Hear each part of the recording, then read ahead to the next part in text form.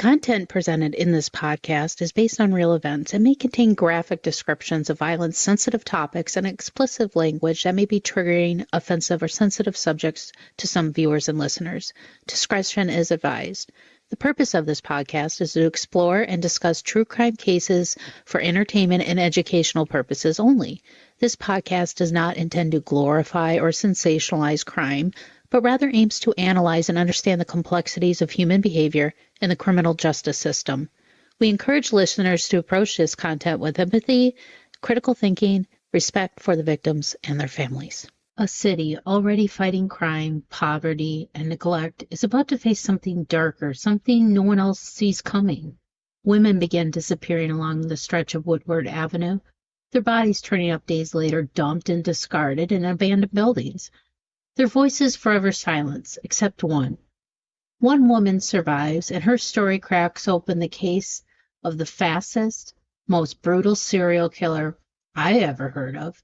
Now, Benjamin Atkins, a.k.a. the Crack City Strangler, left behind a trail of horror, but also reveals the deep cracks in the system that fail to protect the most vulnerable.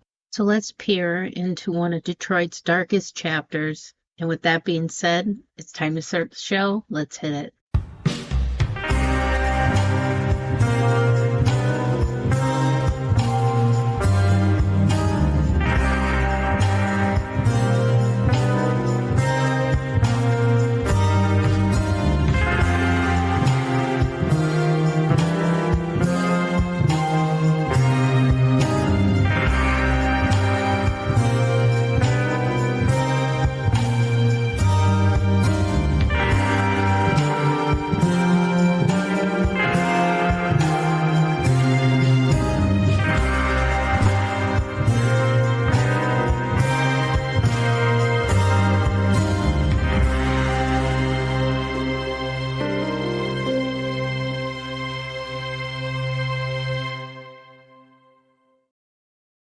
Hi, welcome to another episode of Mysteries, Mayhem, and Merlot. I am your host, Winnie Schrader.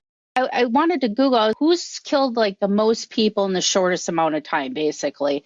And then I came across this name, Benjamin Tony Atkins. You heard of him? Because I haven't. And then I was going through and I'm like, okay, well, maybe let me see if there was a book on it. And I found a book called The Crack City Strangler, the Homicide Serial Killer Benjamin Atkins, book number 2 in the Murder in the Motor City series.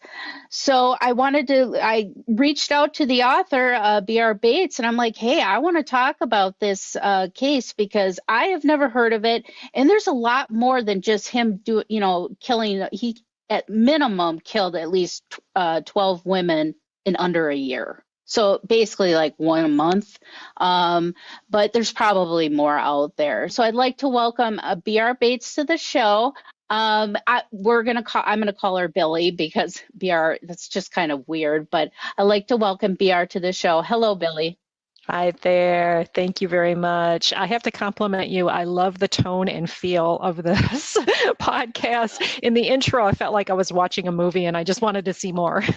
Oh, thank you so much. I have to give credit to my our longtime buddy Bart-El for creating that intro video for me and the music. So when I came across this, I had no idea, but you obviously, you know what you're talking about because you are a veteran journalist and author. You basically more focus on pop culture, but you have over 12 books, several ebooks. I mean, you have a lot of, credentials and credibility when it comes to journalism. The Crack City Strangler. Now, Crack City, we all know Detroit. That was kind of a very targeted area that the crack and cocaine epidemic really hit Detroit hard, especially during this time period. Now, Benjamin Tony Atkins, he was the fastest serial killer by murdering at least 12 women in under a year. And they found these women along Detroit's infamous Cass Corridor. Is that kind of like a major freeway that goes through Detroit? Actually, it's a region of the city of downtown. Benjamin Atkins killed along Woodward Avenue, and Woodward meets the Cass Avenue and what they call the Cass Corridor. So it's all very close to each other. But yeah, sometimes it's referred to as the Cass Corridor and sometimes the Woodward Corridor. Okay. So as you delved into this case, you started finding things that seemed to have, like, he fell through the cracks in so many places, with, systematic failures. I mean, probably just in the last maybe 10 years, mental illness has kind of, the stigma has kind of come off of it a little bit, and like, we're okay to talk about things like that. But back then, nobody had the mental health care that we have today. So a lot of people fell through the cracks there. So yeah, if you want to talk about Crack City, that's what I'm thinking about. But he was a predator. But what caused him to be like this? Like, did he have a troubled childhood? I mean, it's not normal, especially being an African American male, to be a serial killer, because that's just kind of out of the norm when it comes to textbook serial killers. Normally, they're about, white men about 35 to 48 years old, so you don't see this. Maybe give us a little backstory on Tony and his childhood, and maybe we can kind of see where things went wrong for him. Yeah, he definitely goes against the stereotype of the serial killer, which has traditionally been a white male. He did have a very troubled childhood. He was born in the late 1960s and never had a dad in the picture. The dad, he and his brother was a year older than him. The two boys, they never knew his father because the dad left when Benjamin was 2 years old. And at that point, his mom, Judy, their mom, they were all living in Ohio, and she came back to Michigan because that's where she originally was from. And so she came back, and she was living with her mom in Michigan and Detroit for a while.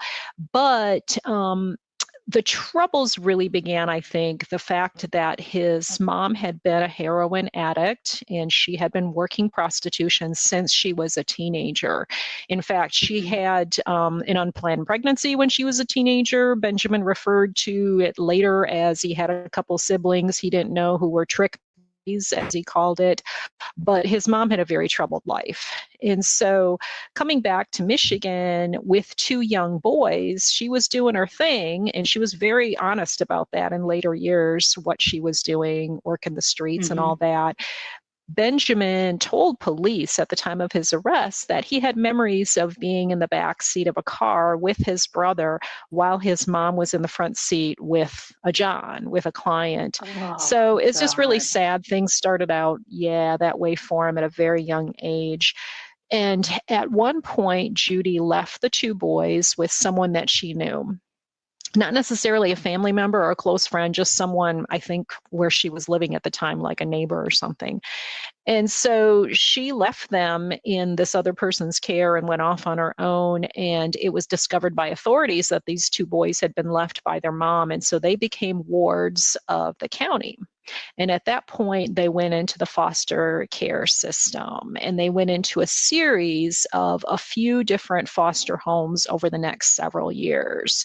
And the boys, probably you could say they didn't adjust very well to that. They were having some issues. They were skipping school. They were wandering off on their own. They were running away, and the foster mom would have to call police and have them track down a few streets over and bring them home. And so things like this were happening. And in fact, in one of the foster homes, the mom said that Benjamin was setting fires. Ding, ding, ding. We all know that from the McDonald triad for serial killers. So this went on for a few years. And then when Benjamin was 9 years old, almost 10 years old, the two boys were placed at an inner city home for boys. And that had a very big effect on Benjamin, because he claimed later to police that he was abused by one of the male employees at that home for boys. And because that home for boys had had lots of allegations like that come up, in fact, it was closed down in later years, in the wake of a lot of allegations that came out in the 1980s. And Ben and his brother were there in the 1970s. But there's no reason not to believe Ben about what happened there with this male employee because of the allegations that came out later from many other people. So he had a horrible experience there. After 2 years at the home, he and his brother were discharged into the care of his mom again because his mom had been working with social workers. She had been working to get a stable home for the boys. She had a boyfriend at one point after they had been there a couple years at the home. She had a boyfriend who had a pretty good job, and so she had a decent place to live, and she was building a foundation to bring the boys back home. She was always wanting to do that, and the boys were very much wanting to be reunited with their mom, no matter what the circumstances, no matter what their memories were of their mom's activities. The boys, at least Benjamin, was very insistent in later years that he wanted to be back with his mom. He saw himself, his brother, and his mom as sort of an us against the world scenario, like the three of us together, there's nothing that we can't do type of thing. That's one of the psychologists' assessment who had taken like some time with Benjamin after his arrest to psychologically assess him. So then at that point, after 2 years, the two boys went back to live with their mom, but things were really not any better. The boyfriend was out the door. There was other boyfriends that came in and out, and very unstable situation there. In fact, one of Judy's boyfriends, Ben said later, sold him into with some other guy that he knew. So really bad situation. Gross. Judy was off doing her own thing still. And Judy had some trouble with the law too. She had been incarcerated for a little while, for a couple years, for some crimes. I want to say like a check writing scheme she had done. She had served a little bit of time for that while the boys were in the foster system. So, oh my gosh, I mean, just recipes for disaster right and left everywhere you look. But things did get worse for Ben, because when he was a teenager, trying to stay at his mom's place, and his mom is not anywhere to be found. There's no good father figure in the picture at all. As his brother later said, the two boys were left to their own devices as teenagers. And so Ben got involved with drugs, different kinds of drugs, over the next few years. And he learned that he could get money on the street with his body. And so he started doing sex work himself, as his mother had done. Yeah, he was scoring some cash with men doing sex work on the street. And so then things escalated for him over the next several years, and he started getting deeper and deeper into that street life. And so he became an adult, and he was really homeless. He would live here sometimes, he would live there sometimes. His brother had a girlfriend and was staying at a place, and sometimes Ben would crash on their couch for a little while, then he would disappear and they had no idea where he went. So that was Ben's life. He was homeless, and he was scoring drugs. He was getting cash with men doing sex work, and then taking the money and buying drugs. And then at that point, the cycle was when he got high on crack, he would go find a female, and he'd be trying to walk it off, but he'd lure the female off somewhere saying, "Hey, I got something to smoke, let's go smoke it." And then things would go bad, and the female would end up dead. And so this is how the murders began. There were a couple attacks before his first murder. So this is how the cycle repeated. He would go home, sleep for a while, get up the next day or the next evening, and do it all over again. So just a crazy life that he led on Woodward Avenue. So when he started murdering the women, was there any men that could have possibly been his victims, or was he just focusing that anger towards just women only? He was focusing his anger on the women, definitely. And as a couple cops who worked the case said, he was killing his mother over and over again because he looked for a certain type. He looked for a drug-addicted female of color doing sex work. All of the females, all 11 females he killed, and then the 2 others he attacked, they all fit that demographic, all of those characteristics, and that matched his mom. And so it was determined that it was really about his mom. I don't think he realized that. He loved his mom very much. He told people that, and his mom loved him too. Atkins' defense attorney talked to his mom and saw her as a very concerned mom at the time of the case when all of this was coming out. So it's just a weird, complicated relationship. But yeah, when he encountered men, it was just to get cash. And he claimed to be gay. I don't know that he was gay. I wonder if he would be considered bisexual. I have no idea. Really, only he might have known, and I think he was very confused and conflicted about his sexual orientation.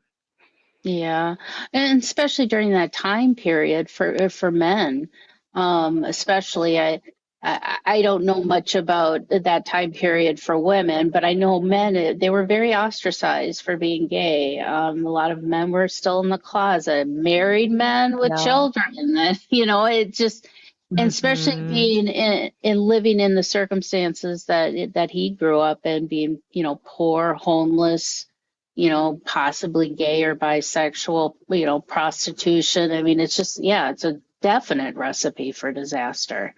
And, and having the drug element in there just makes it even worse. It's like throwing a match in a gas can, you know what I mean? So he starts murdering these women, and they're kind of all similar. When I look at serial killers like that, especially when there's that angst against their mother, it's almost like they're mad at their mother because they want to love them, but they hate them at the same time for, it's like he blames his mom for his life, but then he's mad at himself for hating her. You know what I mean? It's just that confliction. I think you've got something there. I think there's some of that going on. He also hated himself for his behavior on the street and his conflict over his sexual orientation too, and he talked about that. He was actually evaluated by 4 different psychologists in the time between his arrest and his trial, in about a year and a half's time, and they each had a little bit different take on him, but they talked about all kinds of things. And one thing that came out for Atkins is he carried a lot of guilt over his work in the streets, over his work in doing sex work and with men. And that's where he claimed to hear voices after his arrest too. He claimed to hear voices, but he said the dominant voice, who he called Tony, his street name that he went by, Atkins' street name, was also this alternate voice within him named Tony. And he specifically said that Tony would berate him for his homosexual behavior. He would berate him and egg him on and tell him to go get a female and then tell him to rape and kill the female. So just crazy stuff going on in his head.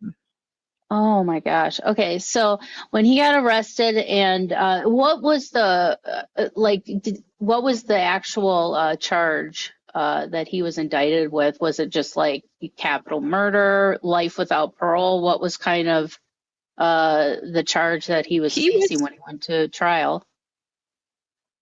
When he was arrested, he did confess to killing all 11 women. In fact, he gave the police a female victim who had not been discovered yet. So they knew they had their guy, because he said, oh, there's one you haven't found yet. And he directed them there, and then they found the 11th person. And then he confessed to attacking one person who survived. Her name was Darlene. And so for all 12 of those cases at the time, now he is known to have attacked one other person who did not come on the radar at all. Then she wasn't known about. She was very young, and she was attacked the year before in 1990. But as far as the crimes that police knew about in 1990, 1991 and 92, he was charged with attacking all 12 of those women. He was charged multiple charges for Darlene, the survivor, like assault and attempted murder. Rape, was one of the charges. And then for the 11 women he killed, there were a couple different kinds of murder charges for each one. I'm not an expert in the law, so I couldn't tell you like the distinction between them, but a couple different kinds of like whether it involved, in the commission of a crime, criminal intent, or just like there's the different varieties of murder that the law defines. Yeah. And so he was, when it all came down in 1994, when he was tried, he was found guilty of just about everything. I think there was only one of the charges, and that was one of the charges for Darlene that was dropped. But everything else he was convicted of, and he received multiple mandatory life sentences under Michigan law. Okay. Now, when they prepared him for trial and, everything kind of, this, you said that there was a lot of psychologists that assessed him. What were they thinking that was going on with him? Because it sounds like he did have kind of remorse. He felt so ashamed of himself. But now with him getting assessed, what were they saying about his assessments being, did he have like was he ever diagnosed with like anything like schizophrenia or anything like that? And maybe, obviously it's not going to take any time off of his sentence, but I'm wondering, instead of him being, is he in like a prison, or is he more in a mental health facility that's secure? He was convicted and sent to a regular straight up prison, and he is dead now. He has passed. He had HIV, which is a whole other discussion that we could get to if you like. Yeah. But as far as the 4 people who assessed him after his arrest, the first one was from Detroit's Recorder's Court. That was the inner city court for Detroit at the time. It no longer exists. But that was just competency to stand trial. So that was a brief assessment. They talked about a few things from Atkins' background, but didn't really dig into a whole lot, and there was no diagnosis or anything there. So that's the first person. And then Recorder's Court did a second assessment of him under a different doctor that dug a little bit more into the details. And then the third person was hired by the prosecution, and the prosecution had to know at that point in the prep for trial that you've got a guy who has confessed to all 11 murders and 1 assault of a survivor. He also has physical evidence against him. He did have DNA evidence against him. And he has an eyewitness survivor who's testifying against him. So those 3 things are very strong things against him. And so I think the prosecution was probably anticipating that the defense would go with some kind of insanity approach. So where else do you go when you have that much against you?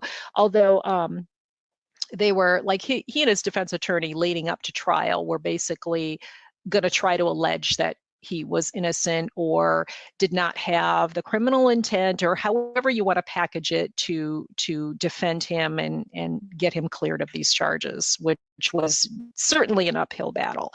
And so then the prosecution hired their own person to assess him, and that doctor really dug in and found, with a lot of testing, there's the different personality tests. The one is the MMPI, Minnesota Multiphasic Personality Index, I want to say. I might not be correct on that. Very popular test, so I think still used to this day. They did that for him.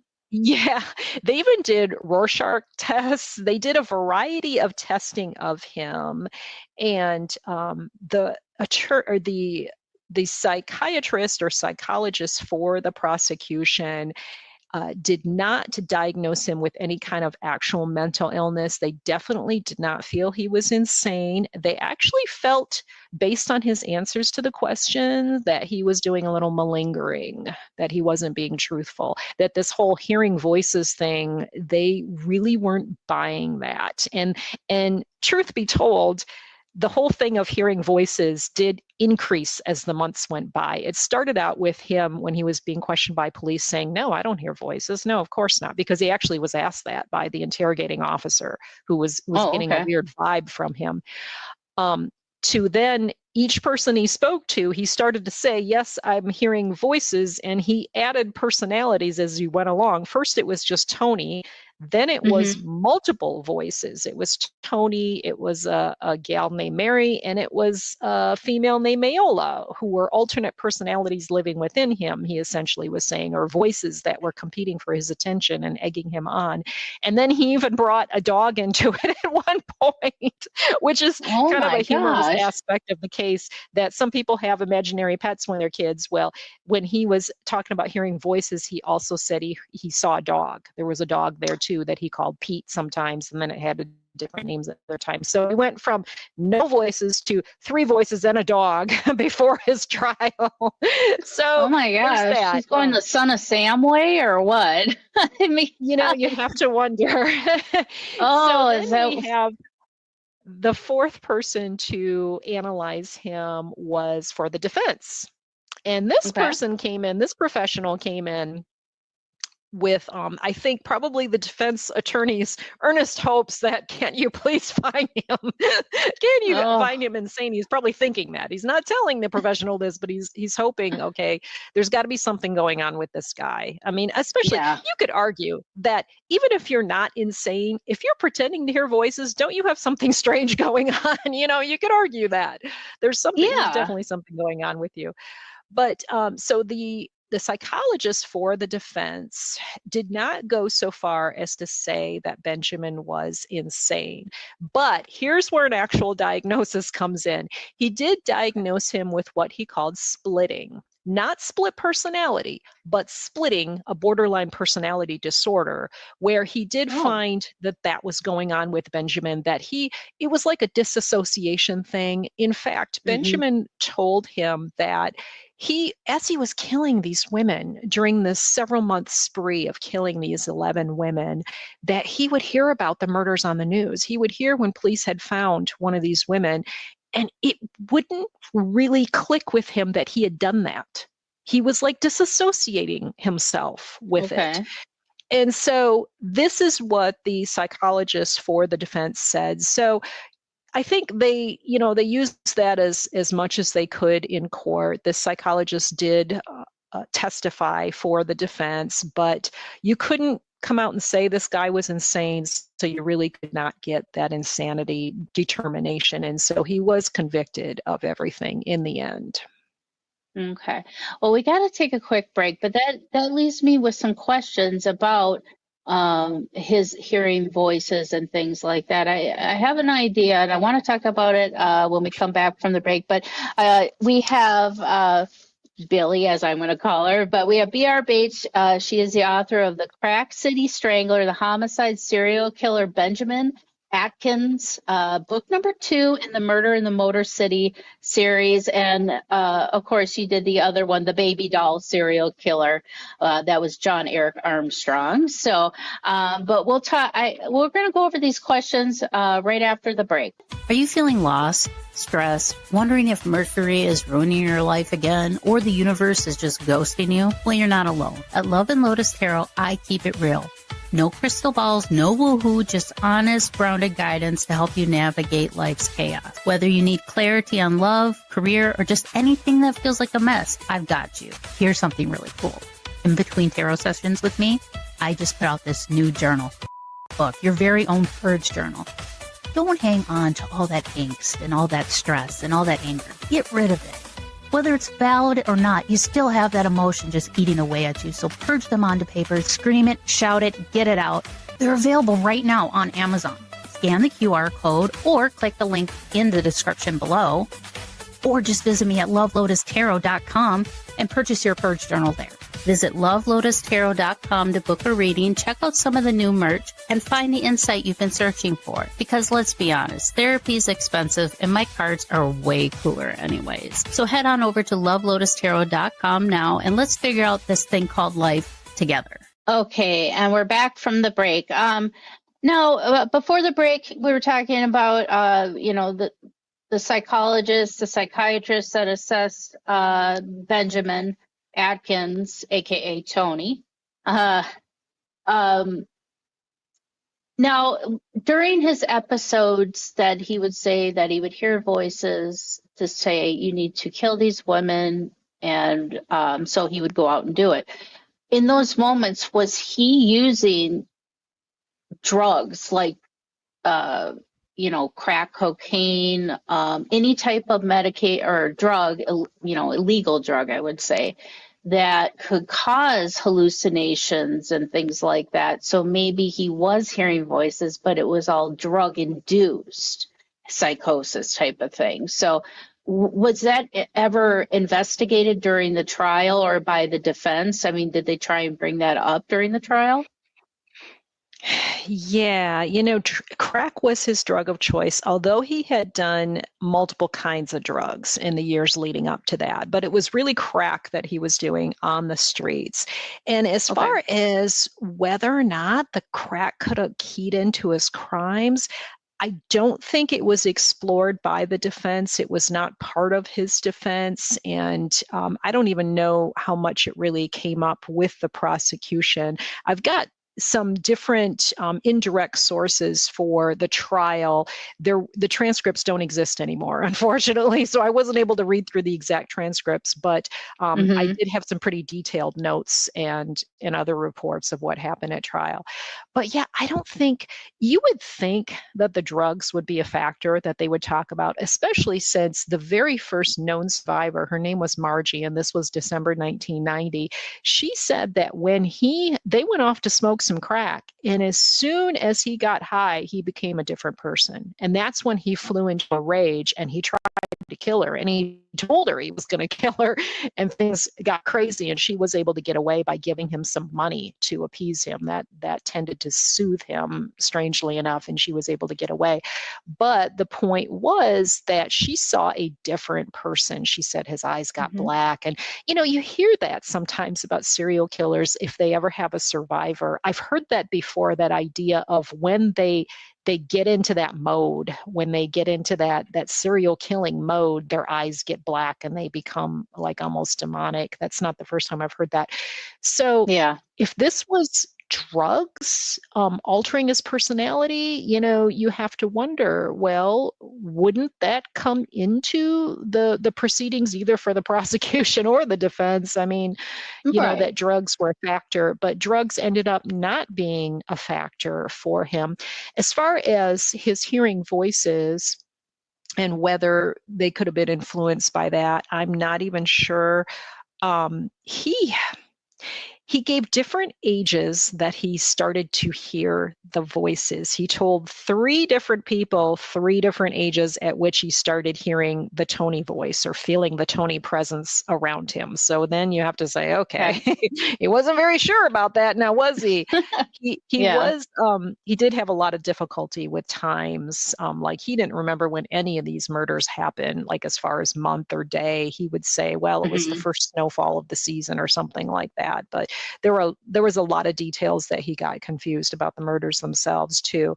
But when he started hearing these voices, and the fact that he never told anybody he knew, like his brother or anybody else, evidently no one had ever heard about the whole voices thing, no one he knew.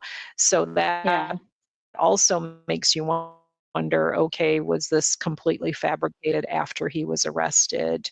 But yeah, you do really have to wonder where these voices, the concept of the voices, if he genuinely did hear them, where all that came from in his brain. Yeah, well, you see people. Have you ever witnessed somebody who is really tweaking out on meth? I mean, they're paranoid. They think people are following them. It's all those kind of things. So it's obviously they feel like somebody's following them or watching them, because that's why they're paranoid. So, and I don't know much about crack cocaine, except that it was just a drug that that was cheap, and it was in the inner cities. But I'm wondering if that's what it was putting him in, a drug induced psychosis. And it changed his personality. It changed who he is. And a lot of serial killers, it's like a switch. And once it's flipped, Ted Bundy, for instance, a lot of people said Ted Bundy's face, his eyes would look black. And, and there was even people said that he would emit the sulfur smell for some reason. Oh, that is creepy. Wow, talk about demonic. Right? Oh God, I know, and it's Ted Bundy, so it's not like he has a record. But yeah, and I would think as a defense attorney, not to say that it gives him an excuse to do, what he did. I mean, what he did was wrong. I feel like back then we made such a mistake on not really looking at people back then and trying to see where the patterns are to prevent things like that from happening.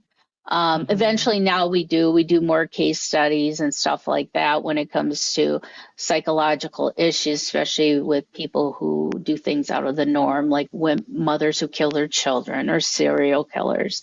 I feel like he should have got a different type of imprisonment, and I feel like we could have learned from people like that a lot sooner rather than later. Now, one question I do have, though, when you were researching this book, what was what hit you emotionally the hardest? I mean, like that you were just like, oh my God, this is horrible. Like, was there something in his story that really got to you that way? Yeah, there's a couple different things. For me, what hit me with both of these cases I've researched are the women, the women who lose their lives, because I relate to them much more than I ever would have thought. I've never done sex work myself, but in learning more about them, each and every one of these women, their lives all started out in ways that you wouldn't imagine. Very normal ways, normal families with a mom and dad at home, siblings, a neighborhood where you play with the kids down the street, and all of that, normal upbringings. And I think we have this stigma, or we have this perception of women in sex work that they were, I don't know, born in a cave or hatched out of an egg or whatever. I don't know what people assume, but they assume that they were like born into that work or something. No little girl wants to be a prostitute when she grows up. So there's the story of the women. And what I found is that a lot of them, or almost all of them, if not all of them, had very normal lives at one point, but they had a wrong turn or two, and almost always it's addiction. It is addiction that puts them out there in the street. And we have a lot of addiction in this country. So I was always struck by the women in this case, and looking at them as human beings. But I'll tell you, in this case, unlike the other one, I had so many good files to draw from, but I actually held in my hands at one point, I had borrowed the files from one of the people involved in the case, and I had these letters that Atkins wrote to his brother's girlfriend while he was in jail in his lead up to trial. And they're just a few different letters on yellow ruled paper, and they're handwritten to this brother's girlfriend. And in those letters, because he no doubt knew that everybody was reading his mail, the personnel at the jail, the Wayne County Jail, were reading his mail and whatnot, he knew he was being watched. And so, but you could argue it either way. Maybe it was genuine, maybe it was malingering, but he would pretend he was writing these letters to this girlfriend, brother's girlfriend, and he would start out saying, hey, how you doing? Yada, yada. But he would talk about his tortured soul a lot, talk about being told by Tony to come. He actually did it while he was in jail in the lead up to trial. But he also would write like a segment of the letter where he said he was the demon speaking through Tony Atkins, and he would say, hey, this is Tony. I'm in control of Benjamin, that whole sort of thing. So it would alternate between Benjamin writing and Tony / the demon writing, and then Benjamin writing again. And I've got quite a bit of those letters in the book that people can read what he actually said. I'm badly paraphrasing right now. But, I would review the case files, and I found that at the end of the day, when I was getting ready to go to bed, I would crawl into bed with some of those paper copies, and I would make electronic copies of them and review them again the next day. But I would do the initial pass while I was relaxed at the end of the day, while I was decompressing. And some would argue, that's crazy. Why would you do that? Give yourself I know. I'm the same way. I'm like, I need to go relax. I'm going to go watch some Dateline. Exactly. And I'm a big fan of true crime television too. But I just found that to be the most interesting. I found when I was crawling into bed at night with these files in front of me, I was just absorbing a lot of initial impressions. And then I would go second pass, a deeper dive the next day in front of my laptop. So I'm sitting there holding on to these sheets of yellow ruled paper and an actual sheet of paper that he held in his hand that he hand wrote on, and just having the weirdest surreal feeling like I'm holding the same page that he held, and what is it? What is the vibe I'm getting from this? I don't even know how to explain it, but it was just chilling and very unsettling just reading this, because even if he is what you would consider malingering, like I said earlier, you could argue there's something off about that. There's still something off about a person who feels the need to do that. So that I would say is something that stands out to me about this research. Yeah. And it's like they use it as a survival tactic. I mean, they're chameleons. They can adapt to whatever, environment they're in. And, when you add, I guarantee you, if I had $1 million, I'd put all in that probably the crack cocaine caused him to, flip that switch. And I know, people who are long-time drug users, especially the drugs that can cause effects in the brain, like hallucinations, hearing voices, psychosis, paranoia, that permanently damages your brain.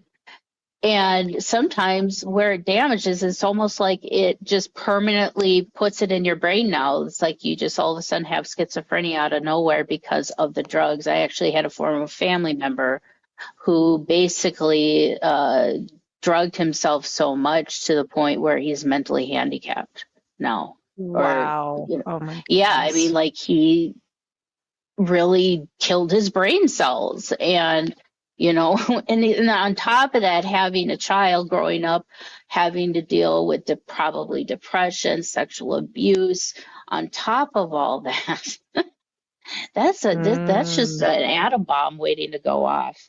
And, and when people fall through the cracks like this is what happens. Now, when he was found guilty on the charges, did he address the family members of the victims, and did he apologize, or did he just kind of turtled himself in a shell and just didn't want to face the world anymore? Yeah, he did not apologize. The closest he came to it in court, he did tell everyone, and you did have quite a few family members of the victims in court. He said something to the effect, I'm sorry for what they went through, but this whole trial process has been killing me. And it was more like directing it back toward what he was going through and not really admitting that he was the perpetrator. I'm sorry for what you went through, but me, but I. So but I have to deal with all this too. God. I mean, wow. So that was the closest he ever came to not actually apologize for his crimes. No. That's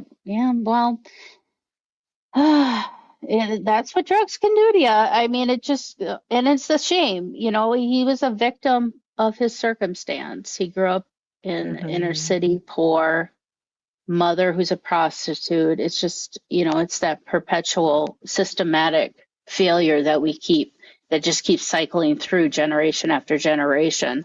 And Oh, absolutely. Absolutely. Yeah, his now, mom, in looking at the background of his mom, she actually was raised by her grandmother. So that kind of tells you, I mean, when a child is raised by their grandparents, there's something going on with the parents. So this was at least like third generation stuff going on. yeah. Yeah. Well, now, has there been any improvements? I mean, have you looked at any improvements within Michigan state law when it comes to mental illness and things like that in cases like these? Not that I can see, but no, I really haven't looked into that. Okay. As far as how things feel, I don't think I've known anybody who's been close to those sort of situations. So yeah, it is a system that needs reform, but has it seen any reform in the decades since then? Because this has been 30 some years since all this happened. I really couldn't tell you. Yeah, and that's always the thing. It's, are we learning from these situations to prevent it from happening, down the road?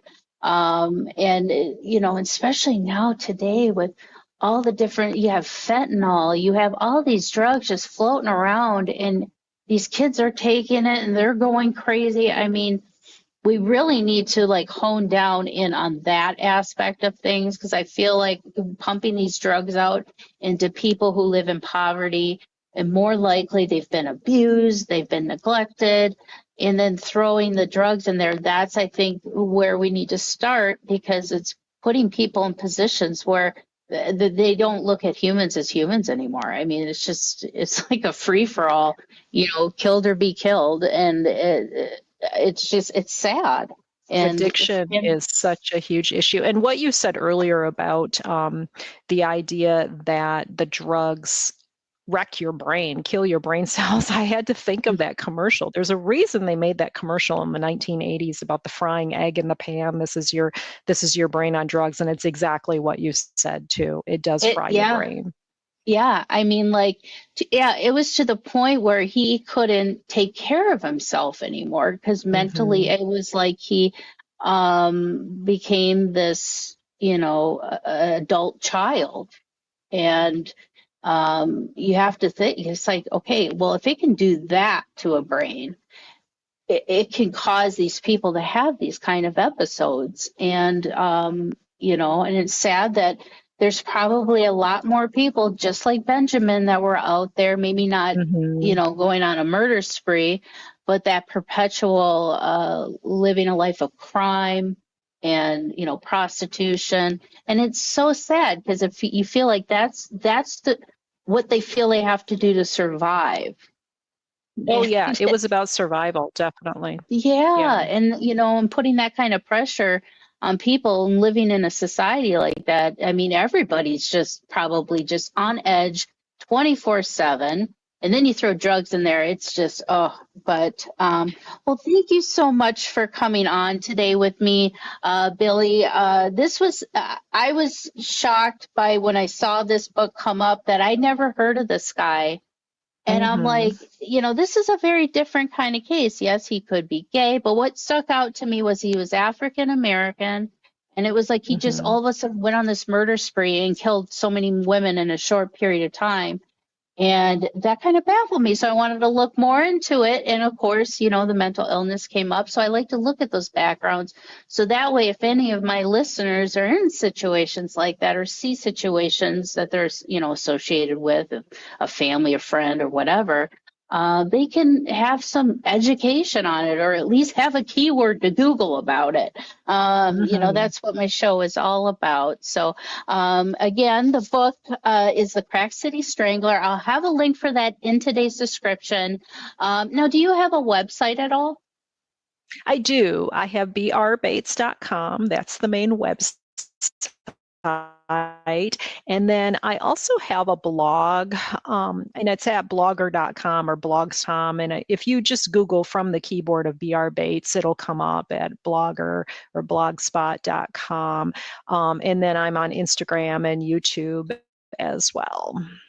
Well, that's awesome. And I'll put a link to your author's page as well. So that way people have a quick way to go and check out all your other works, which I'm definitely going to go start going through so I can see which one I can have you on again with. But of course, yeah, I do want to talk about that John Eric Armstrong, the baby doll serial killer. That one's very interesting. So make sure you check out all the links and please rate and review these books. It helps these books get seen more and more on Amazon or when people are searching for it. Okay, now I'm interested and have to go down this rabbit hole on the effects of crack cocaine on the human brain and human behavior. Crack cocaine symptoms and warning signs. Now, the initial effects of crack cocaine are intense and have a quick onset. When crack is smoked, the user experiences a rush of euphoria and energy, but these effects only last just a few minutes. Then the user will start to feel agitated and will likely keep taking hit after hit to try and chase that euphoric first high. Now, chasing that initial rush off the first hit of crack cocaine is typically the start of how crack cocaine addiction is developing. There are signs and symptoms of crack cocaine use. Usually people exhibit overconfidence and hyperactivity, but other signs include dilated pupils, aggressive behavior, restlessness, increased breathing rate, uncharacteristic irresponsibility, burned or cracked lips or fingers. Now, eventually, users may develop a mental obsession with crack cocaine and be unable to hold a regular conversation or complete simple daily obligations due to their psychological dependence on the crack. Now, due in part to the unpredictability of the drug's contents, the effect of smoking crack can vary from person to person. Crack effects are both physical and psychological, and the severity increases the more a person smokes. Some immediate side effects of crack abuse include aggression, restlessness, anxiety, increased heart rate and blood pressure, seizures, pressured speech, dilated eyes, loss of appetite, disturbed sleep patterns, increased body temperature, nausea, intense cravings to use more, stroke, heart failure, potential death from respiratory failure, and coke bugs, a feeling of bugs under your skin. Now, if this isn't psychological, I don't know what is. Now, even long-term effects of abusing crack can be detrimental. Long-term crack abuse can cause damage most likely to the body's vital organs, such as your liver, kidneys, and heart. Additionally, crack cocaine users are more susceptible to infections because of the drug compromises their immune system. But the dangers of long-term crack abuse also include depression, permanent damage to the blood vessels, high blood pressure, liver damage, lung damage, abscesses, malnutrition, severe tooth decay, reproductive damage and infertility, exhaustion, irritability, increased frequency of risky behavior, psychosis, paranoid behavior, kidney failure, stroke, heart attack, and death. Now, considering how destructive the consequences of this drug is, the availability of widespread of crack can be very surprising. According to a survey conducted in 2010, children as young as 13 have been exposed to the crack cocaine. In fact, 23% of 8th graders, 32% of 10th graders, and 45% of 12th graders have reported that crack was very easy to obtain. Considering that one hit can spark a lifelong addiction, these numbers help illuminate the severity of this issue. Now, this comes from the website addictioncenter.com. Now, you can't tell me that Benjamin Atkins, while he was high on crack cocaine, he wasn't having these psychosis, these personality changes, hearing voices. It sounds very much like what crack cocaine can do to the brain. Same with meth. I don't understand how people can just put these unknown chemicals in their body just to get this high. I mean, how desperate do you have to be to I guess, scratch that itch? And to know that crack bugs, gross, feel like you have bugs crawling underneath your skin. Oh my God. that's a hallucination. So obviously, him being on the crack was probably the catalyst that caused him to go on a murder spree. And I'm not saying, that's an excuse for what he did, but maybe we could have learned from that case back in the mid 90s, and we would be better off today in society and not have this systemic drug abuse, poverty, and just this recipe for disaster. So I thank you all so much for joining me. I'll definitely have to have B.R.Bates back on, aka Billy, for her other book of the baby doll killer. That one sounds very interesting. So I hope to see you guys all next week. Thank you for joining me for another episode of Mysteries, Mayhem, and Merlot. And until our next case, my armchair detectives, stay safe, stay vigilant, and stay aware. I'll see you right here next week on Mysteries, Mayhem, and Merlot.